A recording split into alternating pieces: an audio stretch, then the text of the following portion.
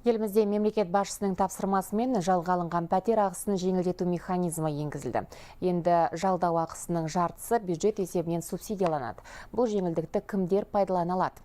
Үміткерлерге қандай талап қойылады?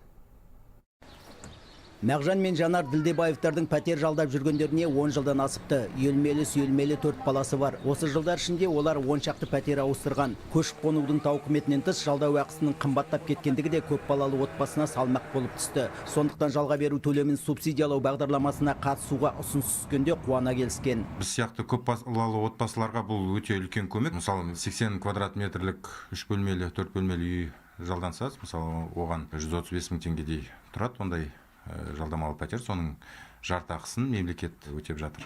Жалпы пәтер жалдау төлемін субсидиялау тек көп балалы отбасылар, жетім балалар, бірінші, екінші топтағы мүгедектер сияқты мұқтаж жандарға арналған. Индустрия және инфрақұрылымдық даму министрлігі берген тізім бойынша ондай 67 мыңнан астам адам бар екен. Оларға енді Бәйтерек ұлттық басқару холдингінің операторы отбасы банкіне жүгінсе болғаны. Бұған осы мақсаттарға бөлінді бізде 50 миллиард теңге.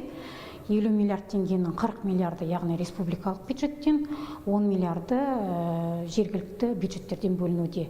Жергілікті бюджеттерде қазір барлық бірдей аумақтарда емес, көптеген өңірлерде бізде ол ақша бөліну туралы шешімдер мәслихаттармен қабылданды. Кейбір үміткерлер жалдау төлемін субсидиялау талаптарына сәйкес келмеуі мүмкін. Бірақ Бәйтерек холдингінің басшылары салық кодексіне енгізілген өзгерістерге байланысты бұл санатқа кіретіндердің қатары кеңейе түсетіндігін айтады. Мағауия Қалиев, Рухани Баужанова, Сергей Трахтенберг, Хабар 24.